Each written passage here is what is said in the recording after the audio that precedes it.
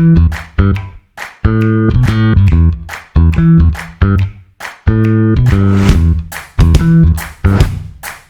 listening to the Common Fan Podcast, a Husker football podcast for the common fan, by the common fan.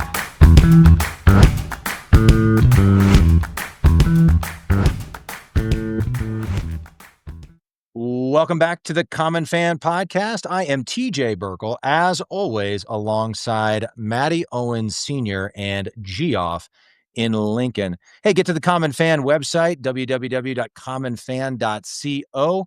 You can sign up for the free newsletter, follow all the social media accounts, subscribe on YouTube, and of course, get your Common Fan socks. You can get those from the Common Fan website, or you can go to silliesco.com, SILLIESCO.com.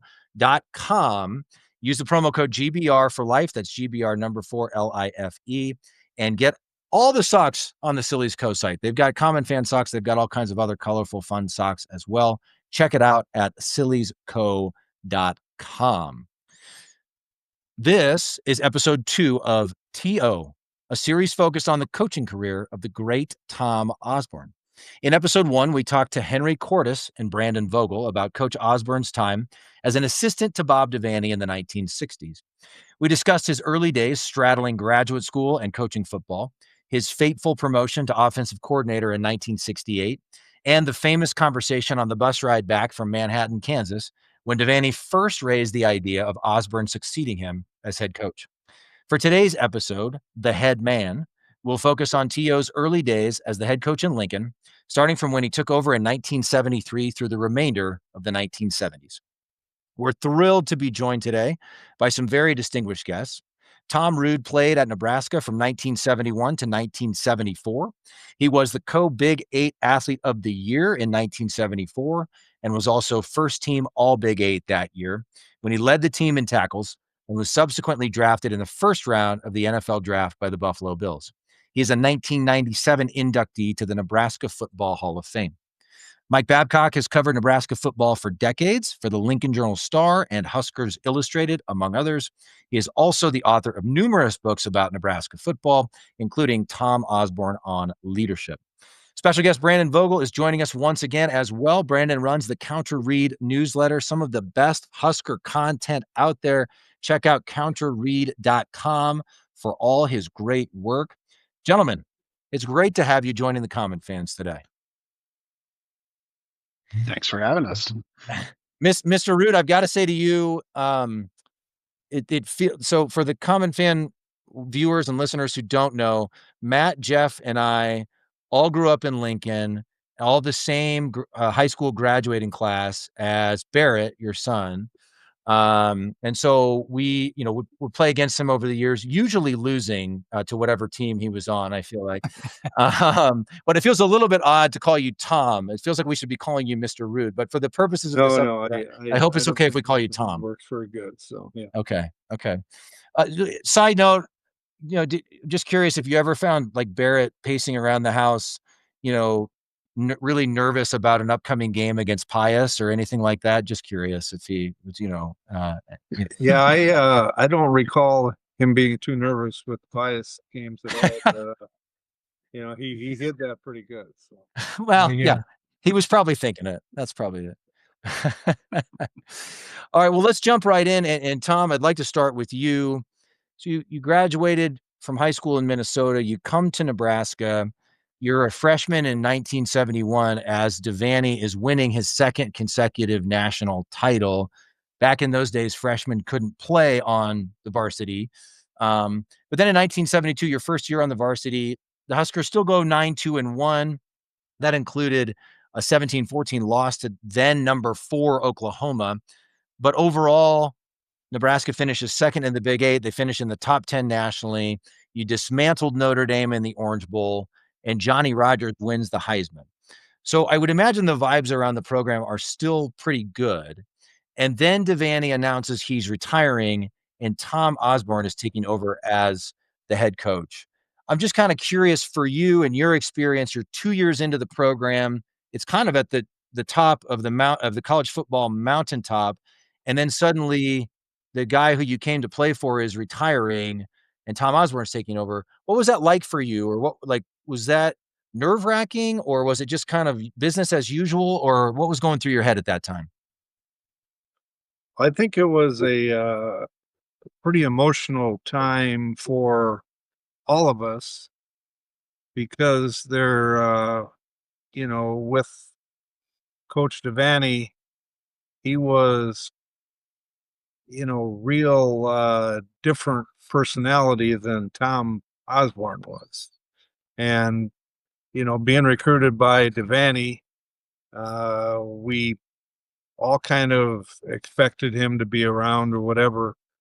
Obviously, we respected Coach Osborne for what he, did with the program offensively. On the defensive side, we really didn't like the offense anyhow. You're beating each other up every day in practice, and we really didn't care for him, and he was an offensive coach and whatever. But that's part of college football is you want to be the best, and a change was difficult for a lot of us. Not that Coach Osborne wasn't a great coach, but Coach Devaney was the real deal, and that's why all of us came to play for him. So Tom, what was Devaney and Tom, pretty different personalities. You're a lot of these guys come in and get used to a coach like Devaney. I'm sure they all, knew Coach Osborne, being on the coaching staff. But was there kind of a difference in the locker room? I guess, Devaney was kind of a boisterous guy, life of the party kind of guy, and you know, I wasn't born yet, but I know that Tom Osborne is more stoic and he's just, there's different personalities. Was there kind of a difference? What was the mood in the locker room with the players? Was it kind of a different vibe, I guess, with, you got one guy going out that's kind of got one personality, a new guy coming in that's got a different personality. What was it like, I guess, the mood amongst you and your teammates? I think that's the hardest question all of us were trying to figure out is how much is this going to change? Because Coach Devaney would cuss you up and down and tell you he was going to send you back on a bus if you ever did that again.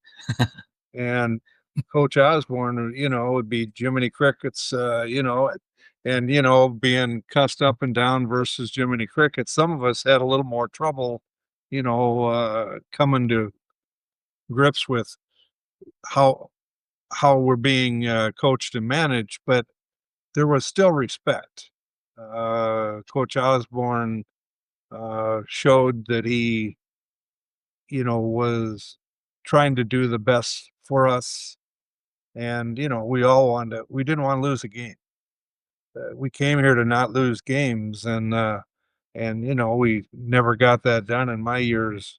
We always lost one or two, and but you came here to win national championships, and I'm proud of what we did, but you know didn't get it done. Kind of how we looked at it. So Yeah, sure. I'm curious. I know Jeff's got a question, but I want to jump in for Tom one more. Was there any sense of wondering? So Osborne and Monty Kiffin had been elevated as offensive and defensive coordinators in the same year, a few years before you got there. Was there any sense among your defensive teammates of like, well, wait, why didn't Monty get the job instead of Tom? oh, I'm not. I'm not sure that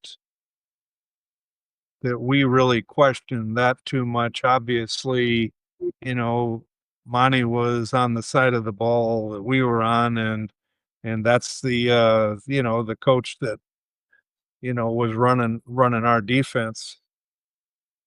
But we really didn't go there too much. But there was a contingent that was wondering, you know, why, why him versus, and Bob Devaney was a pretty sharp guy. I think he knew that Tom Osborne was pretty special in his knowledge of football, and what he thought he could do. So.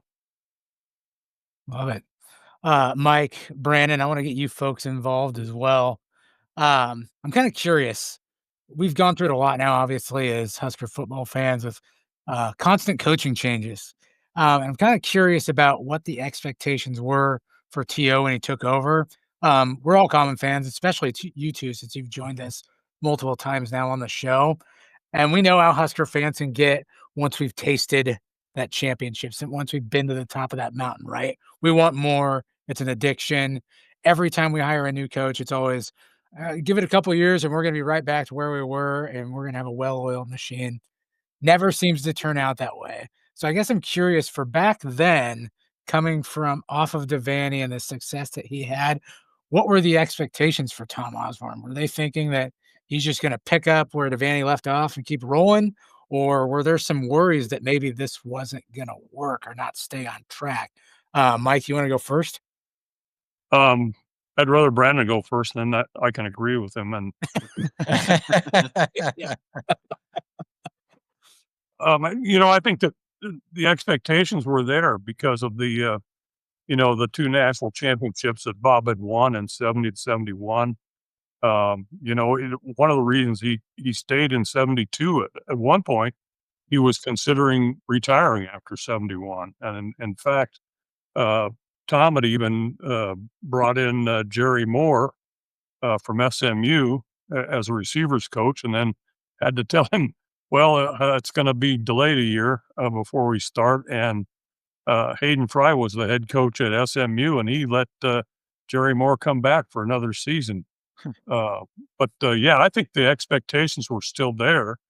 And you look at the success that Osborne had.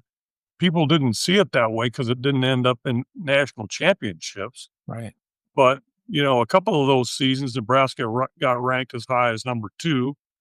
Part of the problem was you're in the same conference with Oklahoma, and there was talent left over from, 70.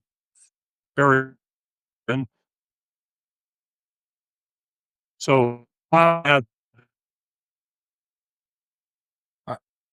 Mike, you're kind of breaking up there a little bit. Brandon, you want to jump Brandon, in? hop on in there. You're muted, Brandon. There we go. Sorry about that. Yeah, I can try and pick up a little bit there. I wasn't around for that era to experience expectations firsthand, but I do consider myself kind of a student of college football, and History. it'll probably come up later. In a lot of ways, I see a lot of kind of parallels between Ryan Day taking over at Ohio State and what happened with Coach Osborne. And I would say, in the same way that if Dabo Swinney leaves Clemson, expectations aren't immediately going to decrease. Of like, okay, he built Clemson into a national title caliber program, and you don't want to go back from that. So based on the research that I've done and reading contemporaneous accounts from that time, like, I think to kind of where Mike was going, the expectation was Nebraska had just won 2 national titles. And not only that, like, it was kind of Nebraska had been good at football for a very long time, but those were its first 2 national titles. So it had just kind of entered the club. And now, the guy who got Nebraska there and Coach Devaney decides to step aside. You kind of don't want to start with, well, maybe just kind of be in a 8-3 type program is like the natural state. Like, you want to dream, anything's possible. Yeah. Looks like Mike is back with us. Anything you want to add there, Mike? We kind of lost you at the end of your answer. Yeah, I had some great insights when I was lost. But now, no, as I said, I just think that the expectations were in part based on those 2 national championships, and the difficulty was you're in the same conference with Oklahoma, and in order to be successful in the conference, you had to beat Oklahoma. That was the thing. It wasn't just Nebraska; it was anybody in the conference. But it basically came down to Nebraska and Oklahoma more often than not. And Nebraska had those problems. Also had some problems with Missouri early on. Yeah. I don't think beat Missouri in Lincoln until 1980. And Wow. I think Tom was 3-4 against Missouri in the 70s. Tom, anything to add to that from the player's perspective? It sounds like from what you said earlier, hey, as a player, you're still expecting to win. You came to the best program in the country. You wanted to win national titles, but anything from the player perspective to add about sort of the expectations around Coach Osborne when he took over? Well, I don't think it was any different. Recruiting wise, we came to Nebraska to win national championships, and they obviously, and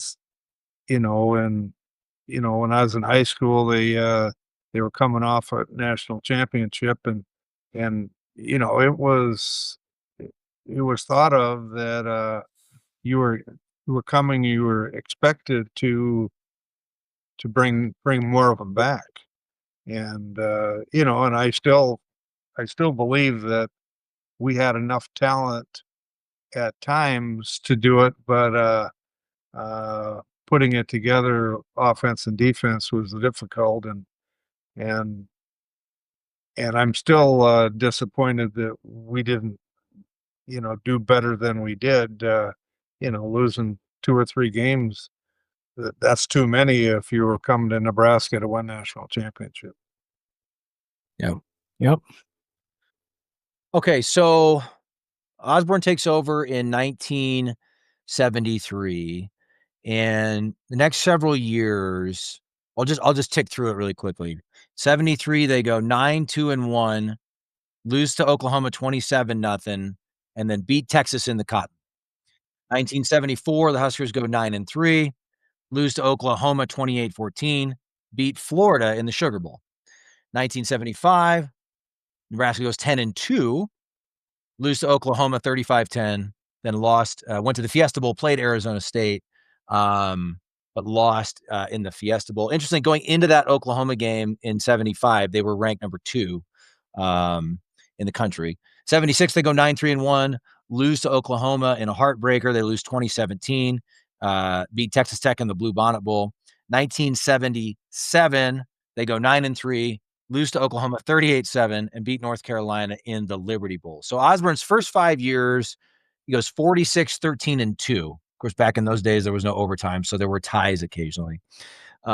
Shared the Big 8 title in 1975, in the top 10 of at least one of the AP or the coaches poll, in most years in both. Had a hard time beating Oklahoma, and as you alluded to, Mike, in those through 77, they lost to Missouri in 73, 74, and 76. I'm curious. So when we grew up, those memories start late 80s, early 90s of paying attention to Nebraska football. And certainly the narrative of T.O. not being able to win the big one was alive and well, of course, before he got over the hump in 1994. But was that already starting to take hold? Because these were some really dang good teams. And, Husker fans today looking at those results would be thrilled with some I of was those. just gonna say, looking at that resume there, TJ, like that's something someone would step over their own grandmother to achieve now in Husker Right. Nation. Right. But of course they couldn't get the Oklahoma monkey off their back. So Mike, maybe I'll start with you. Is that, was there a disproportionate effect, I guess, of losing to Oklahoma? Was that the big one that that Osborne couldn't win? And was that narrative starting to take effect already, take hold already? Well, yeah, no question about that. But you have to consider Oklahoma won national championships in 74 and 75. I mean that was a dominant program. I think Switzer, and that was the other thing, that Switzer and Osborne became head coaches at the same time, 1973. And if you look at Tom's record against Switzer in the 70s, it was 1-7. So people are getting upset about that. And Brandon may know this better than I do, but after one of the bowl games in the mid 70s, coming back from the bowl game, there was the story about one of the regents said it was a good thing you won that bowl game, because if you hadn't, ... that there was that kind of concern because they couldn't beat Oklahoma. That's what seemed to screw up everything. And even when you finally did beat Oklahoma in 78, you turn around and had to play them in a bowl game in the Orange Bowl, and you lost to them. And, and in his book, Bootlegger's Boy, Barry Switzer says that the 78 team may have been his best. So look at that. Nebraska beats team, and then you have to play them again. Playing a team twice is not easy, especially a team of the caliber there. But people are looking at it and saying, why can't they get this done? So Tom interviews with Colorado, and probably could have had the job, but decided that, hey, I can't. When he and Nancy went out there to Boulder, and that, as he's talking to the team, he's thinking, hey, I can't coach guys against guys that I recruited at Nebraska. I can't do that. And he turned that job down, even though it would have, I think, tripled his salary. Sheesh. And he decided to stay at Nebraska. But part of that was just the frustration that the fans had that they couldn't beat Oklahoma. That was the big thing. They couldn't beat Oklahoma. Yeah. And then you do beat Oklahoma, and you're in a position to play for a national title, and you lose in Missouri. Yeah. We'll get to all that. Brandon, anything to add to sort of the to the original question? Yeah, I mean, I think the Oklahoma thing, like, it's kind of the curse of being really, really good. We saw this during the Bo Pelini era of like, okay, yeah, like pencil you in for 9-4, but like, what else? What else is there? And during that time, like it was, well, can you beat Oklahoma? And Coach Osborne obviously starts out 0-5 against them over his first 5 seasons. But I think that the thing that often gets overlooked with that is like the Big Eight was pretty deep at this point. So from 73 to 79, so the 70s, with Osborne as head coach, Nebraska played, in 73 alone, they played 7 top 20 teams. Imagine that. In an 11-game regular season, they played 7 top 20 teams, including top 10 UCLA and top 10 NC State to open the year. But over that stretch, like Kansas was top 20 at a point when Nebraska played them. Iowa State, Oklahoma State, Colorado. The only Big 10 or Big 8 school that wasn't in the top 20 during that 73 to 79 was Kansas State. And we kind of know what they were pre Bill Snyder. So some of it becomes like, okay, Oklahoma's the last game of the year. It's obviously a rival. It's really important. I think the thing that gets overlooked is just how well Nebraska was doing against other really good teams. 17-12 was Osborne's record over those 7 years against ranked opponents. And there's only 7 coaches over the past 7 years of college football. So in our current era, who have a better winning percentage against ranked opponents there. Those are toss-up games. They're tough. Wow. Yeah. So Tom, I know you said there's still some disappointment for not winning the national championship. It sounds like you beat some pretty dang good teams going into there. Yeah.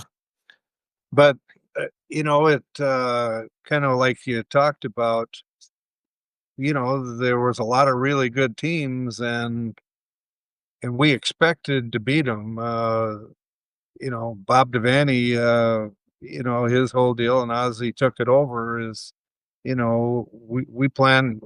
we thought we should win every game. Now, Oklahoma, I wouldn't ever have said it at that time. They actually had a better team overall, offense, defense, special teams, whatever. And, Barry Switzer had a way of, for some reason, getting a lot of those Texas kids to come up there. And I don't know if it has anything to do with the price of oil, but, they did really well during that period of time. So.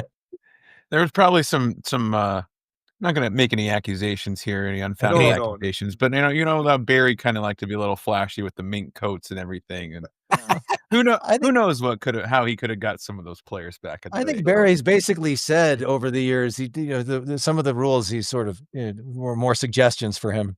You're saying Barry had NIL before there was NIL? Is that what you're saying? Yeah, Barry introduced NIL to college football. He Yeah. kept up with the southern schools. So yeah. Brandon, first of all, always bringing the numbers and the stats. I love it. Good job. Mike, I do have something I wanted to send your way. You kind of alluded to it before, and I wanted to circle back about Oklahoma. And they were an awesome team back then, really, really good. Tom just said he thought they were better than Nebraska, or had a better team than Nebraska, and we were good.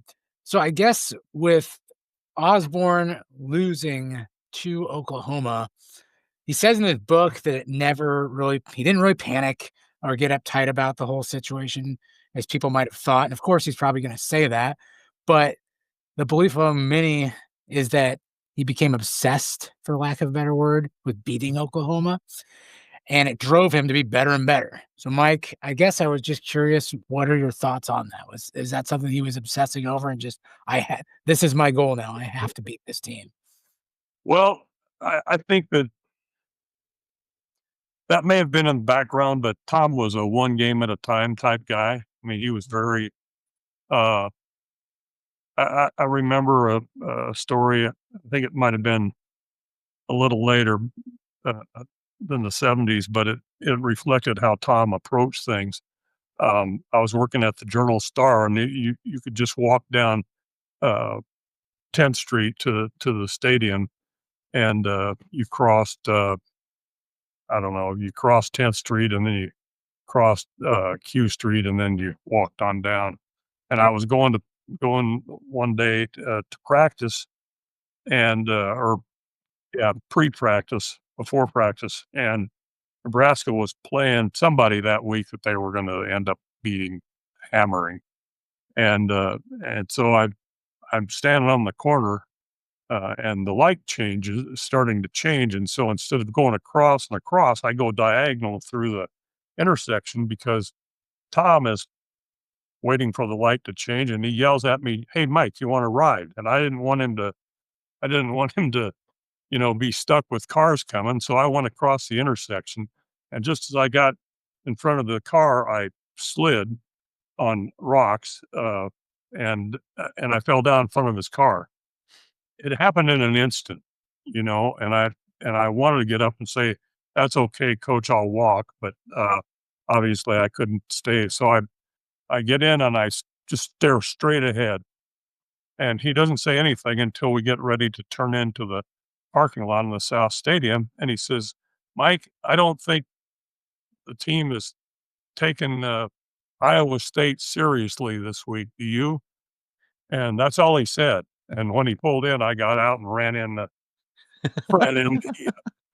sports information office, and one of the Steve Peterson was working in the sports information office, and I told him the story. He said, "What you need to do now is when you go out to post practice today, when you go up to Coach Osborne, slide and fall down like Chevy Chase." So he thinks it's intentional. But the point is, I think Tom was very focused week to week. Whoever they were playing, that's who he was focused on. But he did get to the point where they worked on the wishbone one day a week. They took time to work on that because that was an Oklahoma thing. So that you didn't see that offense until you played Oklahoma, basically. So he he did it once a week to prepare for that thing. So there was evidence that how important that was. And the other thing is that Tom wasn't resistant to change. He got in his mind that the way to be successful against Oklahoma was to play the way Oklahoma played. And so the first sort of running quarterback he recruited in 76 was Jeff Quinn. And in 79, he recruited Nate Mason because he was starting to change his mentality on what the offense ought to look like and the reason for the change was Oklahoma. That's the way Oklahoma played. And, he was, I think from that standpoint, he was very focused on Oklahoma. But during the season, from week to week, it was whoever they were playing next. It had to be the focus, and you had to treat them as if they're, in many cases, better than they were, so that you could get the job. Well, that's a pretty good segue into my next question, Mike, and I want to direct this more towards Brandon. I know Brandon's a student of the history of college football, and he's into these types of things. But about the offense, I think for a lot of us, I want to say we're younger on this panel, but a lot of people associate Tom Osborne and his teams with the option. But I know that didn't start until a little bit later on, like Mike just said. Realizing we have to have an athletic quarterback and we have to maybe run something like the wishbone or some type of running offense. Is that late 70s? Is that kind of when that kind of happened? And then also, what was the offense like? Was it more pro style before that they switched more to an option attack? You got some thoughts and some, I'm sure you got some great thoughts and some great analytics or something on this, Brandon. Yeah. I mean, so, when Coach Osborne was made the offensive coordinator with like no fanfare compared to what hiring a coordinator would be today, he was taking Nebraska from kind of the Devaney era offense of, full house backfield, stacked line, like real run heavy, to an I formation that, was willing to throw the ball a little bit. And you could see in those years after kind of the uptick in passing for Nebraska. Not that they were like, Mike Leach air raid or anything like that, but for the time, like it was pretty balanced from a numbers perspective. And kind of we talked about this in a previous episode. At that point, when Osborne takes over as offensive coordinator, kind of like the real option era of college football at the top level, in terms of like the top teams running it, is coming. Houston's running the veer. Oklahoma and Texas are about to like do crazy things with the wishbone. And so you get to kind of the late 70s with Coach Osborne, and he keeps the I formation. It's kind of one of his big innovations, but starts to run some option concepts out of that. And I think it speaks to his practicality. I think it speaks to his adaptability. To Mike's point, they started practicing, against the wishbone, which, like, you can't overstate that. That thing that ran like wildfire over college football. And if you had Oklahoma talent or Texas talent, like, you could run it really, really well. Colorado tried to run the wishbone for a while, Mississippi State, etc. So, you get to those late 80s and Jeff Quinn, quarterback from Ord, who had some of those traits. And by the time you get to that 1980 Cotton Bowl against Houston, like, you can pull that game up. It's one of the best games to pull up on YouTube. Houston had a live baby cougar on the sideline, which is just amusing to me. But you start to see it. Like, Nebraska's not running a ton of option in that game, but it's running some. And, the impetus was like, look what some of these other teams are doing with that type of attack.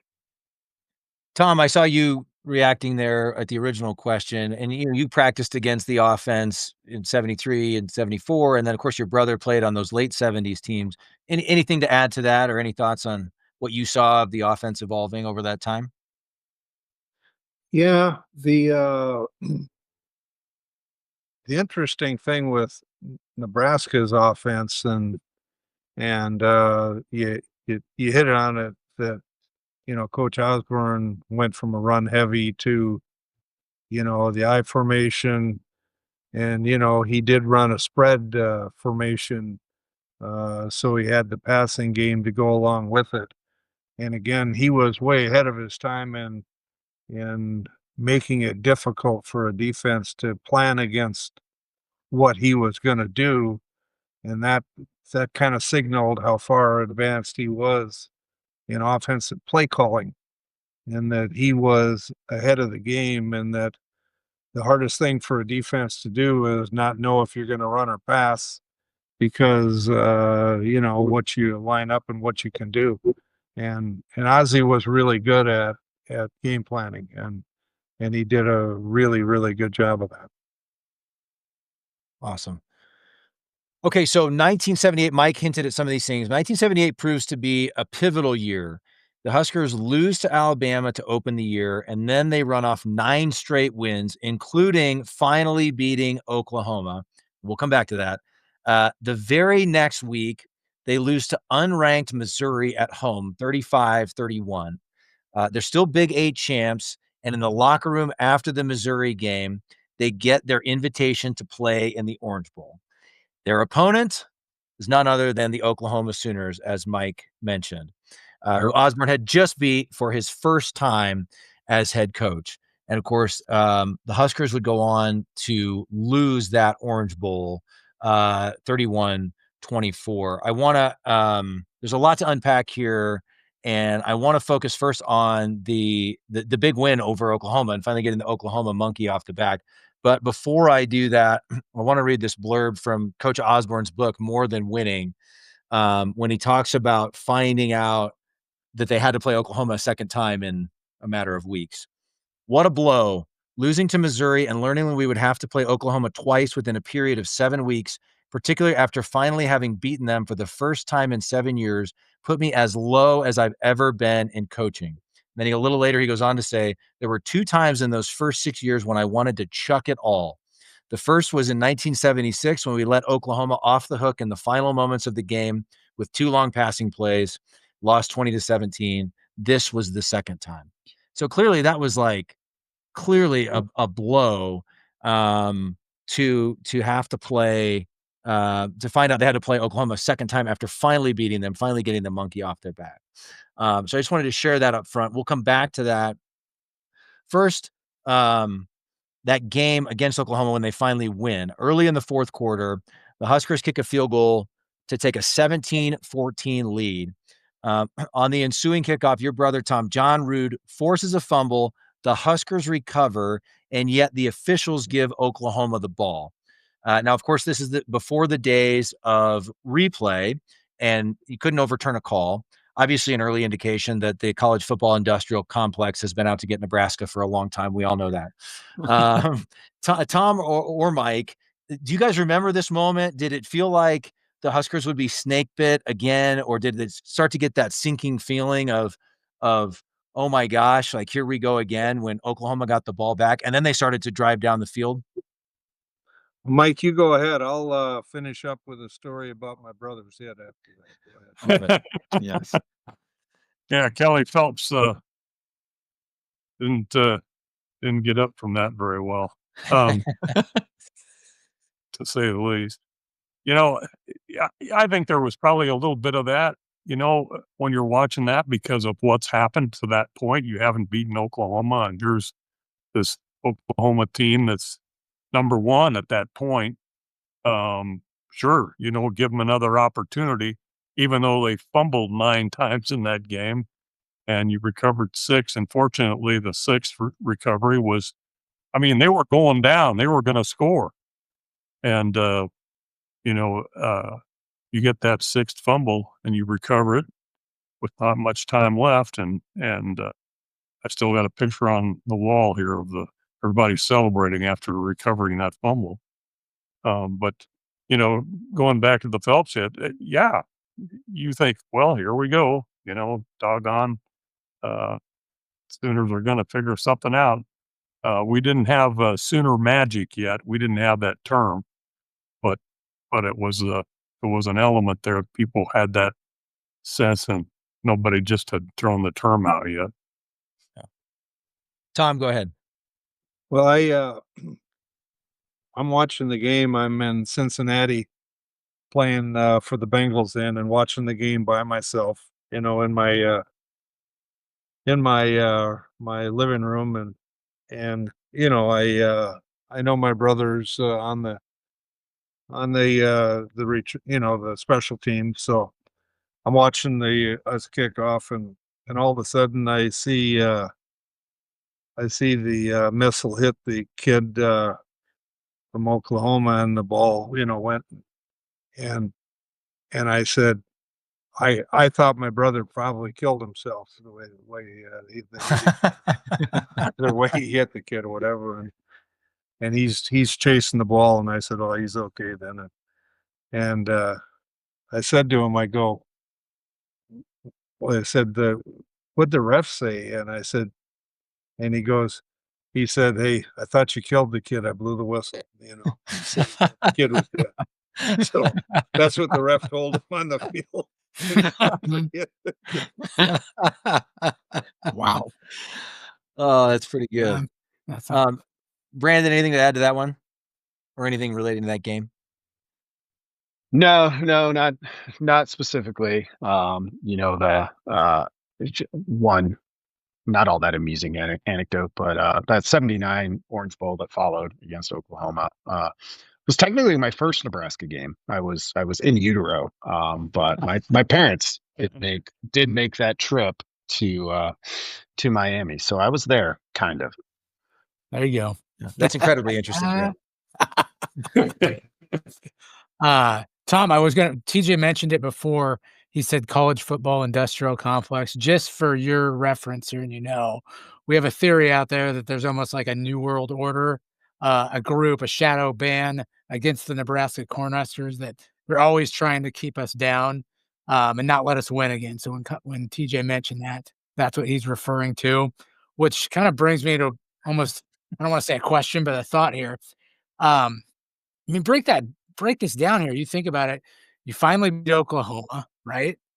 And then you turn around and lose to an unranked Missouri team right after that. And then you find out that you have to play Oklahoma again in the bowl game after the fact. I mean, if that isn't something that would only happen to the Nebraska Cornhuskers back then, and even now, I don't know what is. I mean, that's nuts.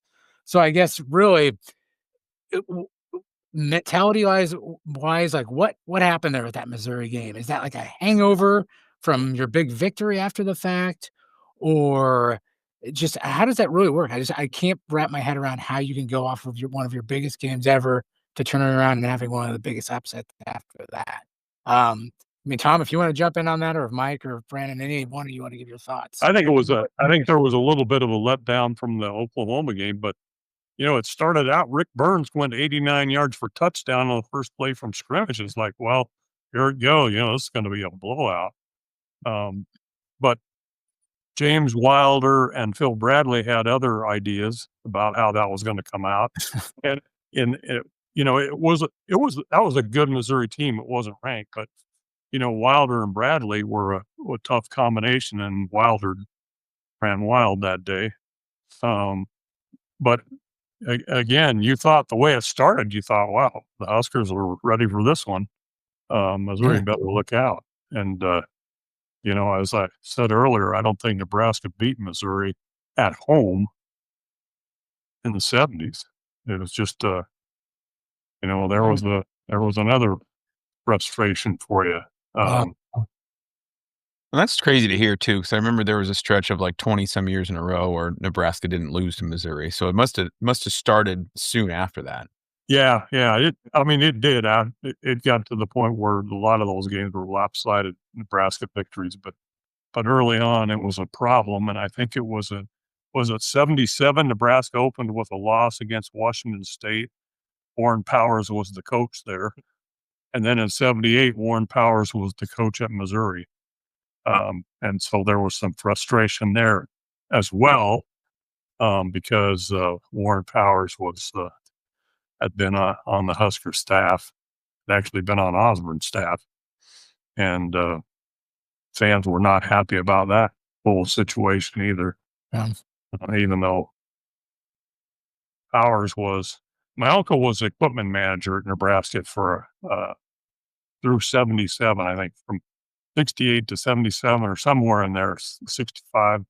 And he was from the North Loop, Scotia area, known for its popcorn. And so he would bring popcorn. That would be Gibb.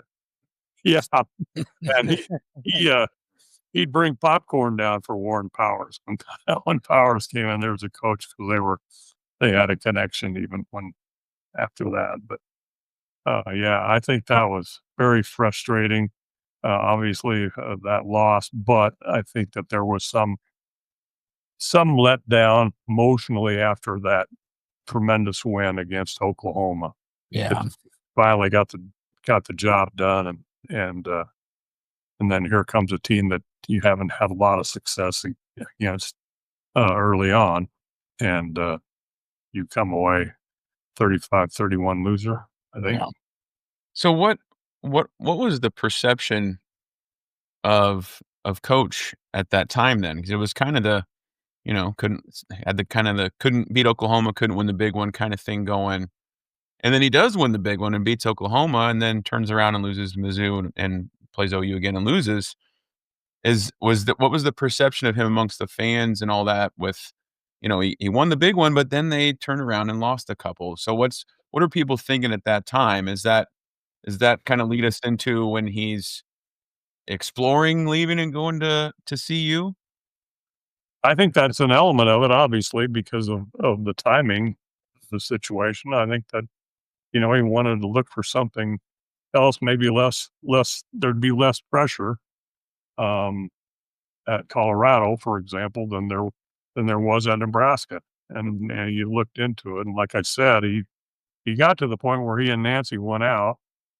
Well, they always flew separately, because of the kids, but they went out, and he's speaking to the team, and he comes to the realization that, hey, I can't coach guys that I recruited at Nebraska. I can't coach against them here. I made a commitment to those guys. And so we found out about it at the newspaper by phone from Kansas City because Tom immediately left that Colorado and flew to Kansas City because he was on a recruiting mission. I mean, that's the way he was. It's like, I decided I'm not going to do this.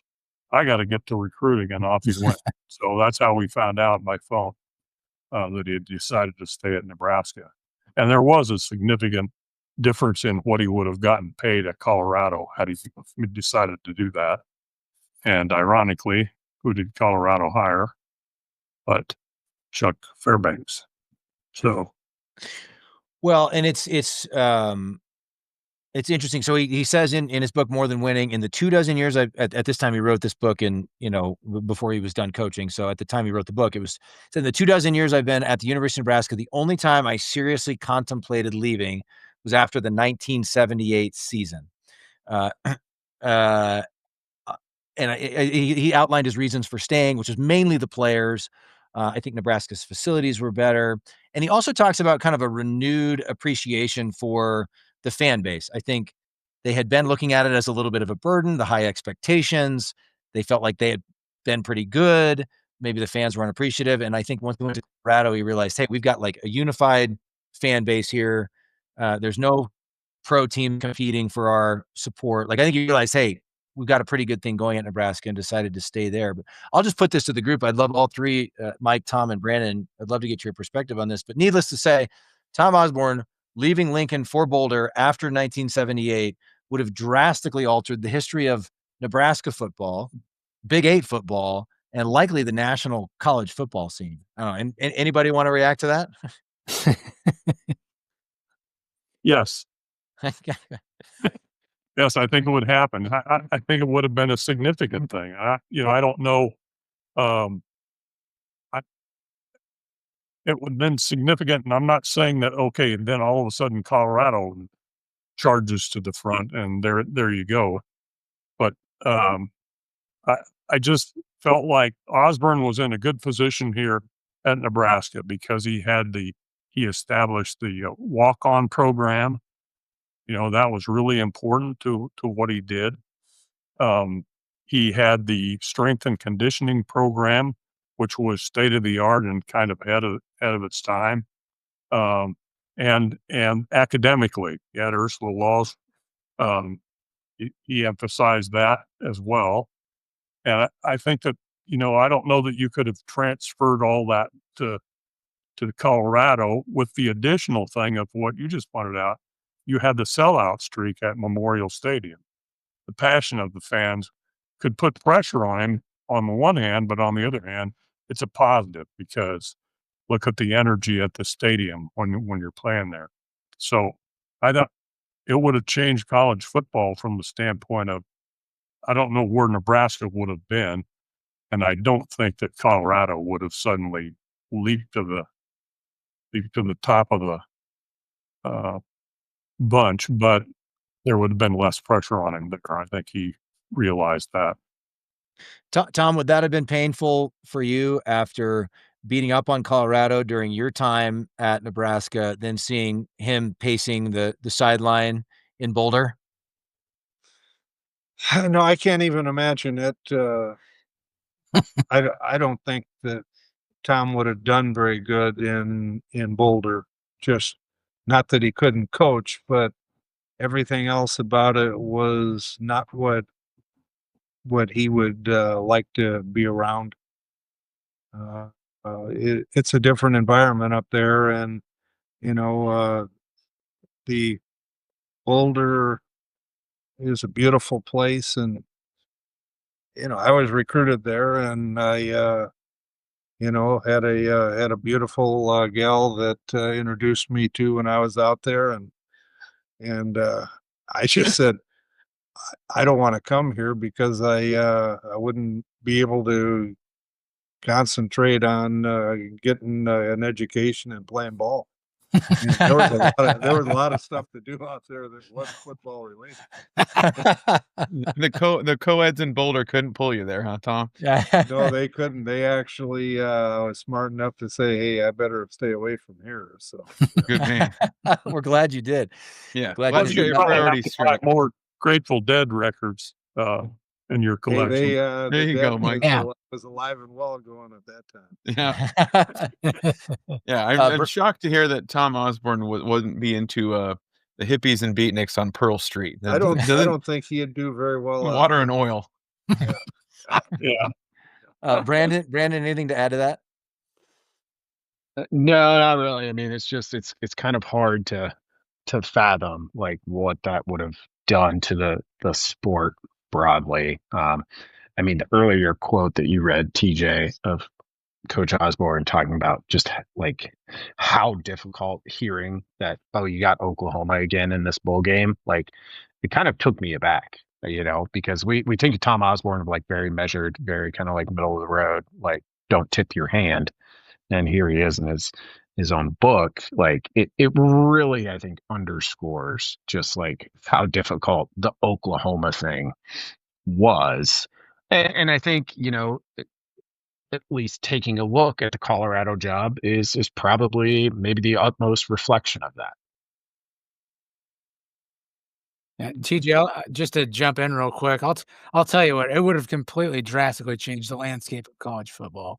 It would have been like if Biff Tannen would have won with the Sports Almanac and had that alternate Hill Valley timeline in 1985 and Back to the Future too. Wow, remember great. that? That's a great Back to the Future reference. Yeah. That's exactly what it would have been like. The world would have been in anarchy and chaos. Wonderful chime in there, Jeff. Well, we're right at the end of the decade here, but something that gets lost here is that the 1979 team was pretty dang good.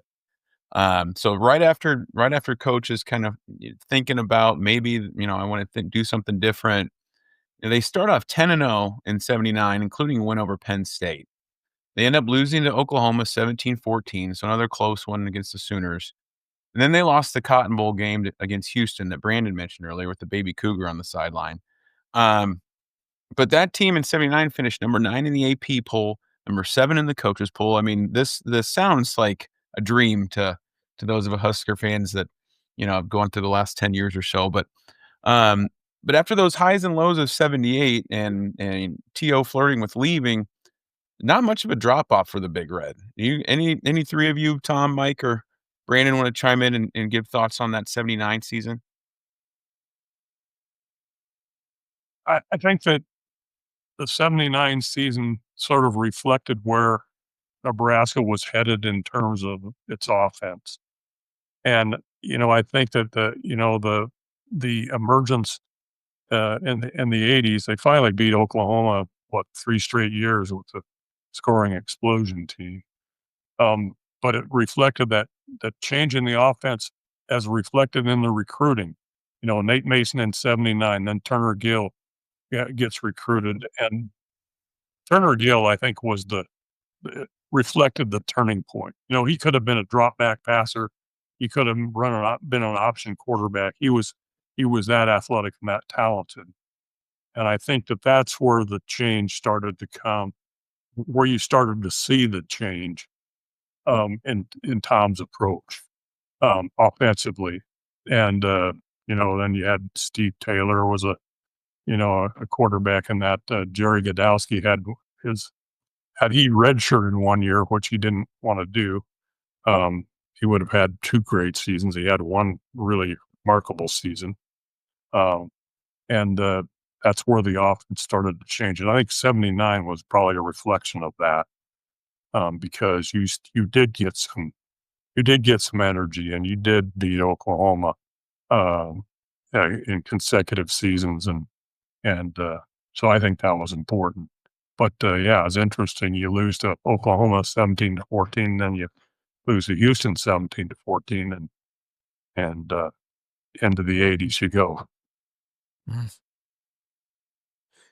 I guess to piggyback off of that, Mike, let's just say it's New Year's Day, 1980. The 79 season's over. The Huskers have just lost the Cotton Bowl, but generally speaking, T.O. has just run off 7 seasons that Nebraska fans today will be completely happy with. So I guess my question is, or for all of you, is T.O. getting some love at this point? Are they starting to appreciate what he's doing? Is there any skepticism left, or are they appreciating what they have and liking where things are going?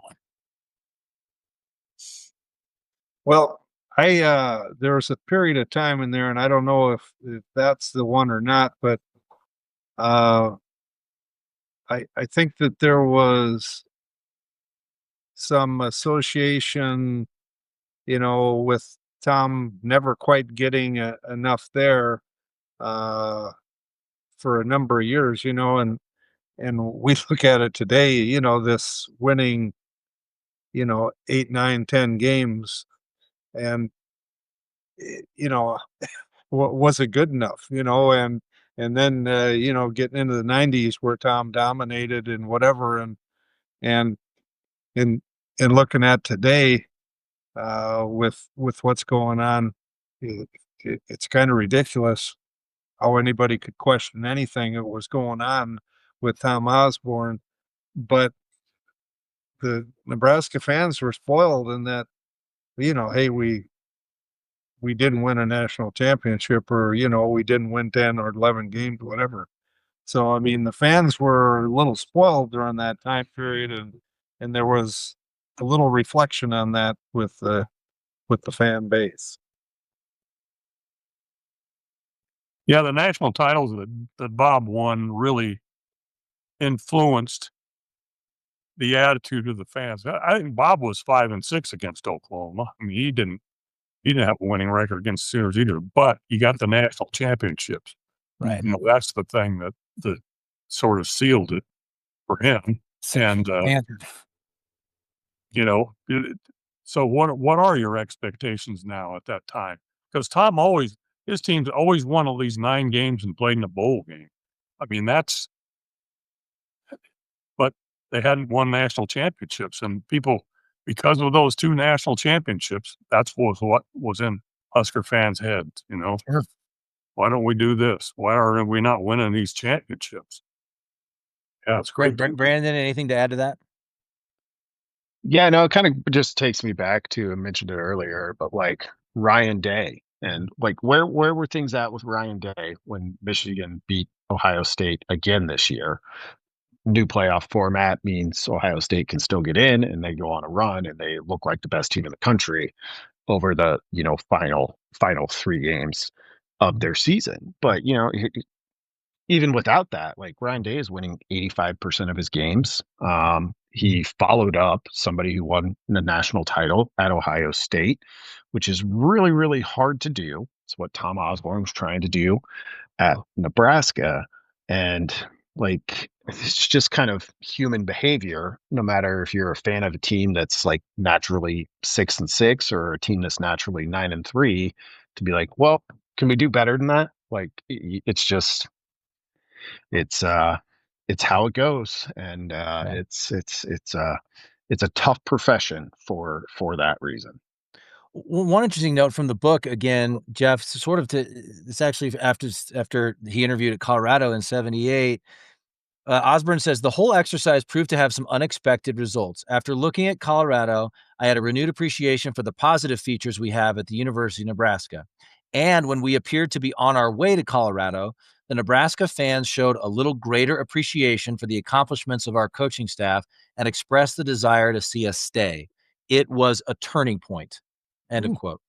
So that's kind of interesting. Maybe there's a little bit of a renewed appreciation. They're going into the '79 season and then after that as well. So, all right, gents. Well, that wraps up the discussion on sort of Osborne's first years as a head coach. Gets us through the 1970s.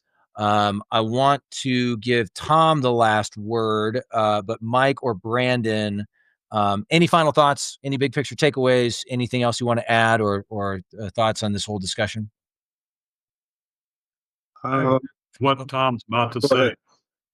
Yeah, Tom, I'm going to let you go last. So Mike and Brandon, you go first. Yeah. Okay. Mike, go ahead. No, I don't have anything else to say. I'm like I said, I'll agree with whatever Tom has to say when he say, oh yeah, that's what I was going to say. I'll say, as somebody who wasn't around for all but the last 5 months of the decade, college football scheduling was really awesome. I mentioned that 73 team that played 7 top 20 teams, opened with UCLA and NC State back-to-back weeks. Had the Washington State game that Mike mentioned that was a loss, and then I think the next week Nebraska came back and beat a ranked Alabama team. Like, as I was going over the results, that was one thing that certainly jumped out to me. Like, man, we would all lose our minds in today's media kind of world if Nebraska had some of these schedules. Yeah, sure. You weren't seeing a lot of Akron or Houston Christian on those schedules back then. No, you aren't. Hey, we'll take the W's wherever we can get them this year, Matteo. Damn right. Tom, I just want to give you the final word. Any final thoughts, especially about Coach Osborne in particular, and sort of your experience with him or his impact on you or anything like that. Well, I think the Cornhusker fans are pretty smart about what the program has done over the last 60 years, and Tom Osborne is a huge part of it. Taking over for Bob Devaney, who I had the good fortune of playing 2 years for both of them, and they are as good a coaches as there has been in college football. And I think the Nebraska fans have been spoiled to have them part of it, and hopefully the appreciation for Coach Osborne. We definitely feel blessed to have him, be as valuable to us as he's been. And I just thank him for the time that he spent and being able to play for him. Amen to that. Great way to end it. Well, immense thanks to Mike Babcock and Brandon Vogel, and especially to Husker legend Tom Ruud. Make sure you stick around. Next week, we will continue with the TO series, and we will be looking at the decade of the 80s, when the Huskers got tantalizingly close to a national championship, but didn't quite get over the hump in the entire decade.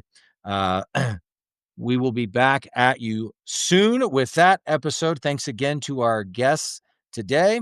In the meantime, as always, GBR for life.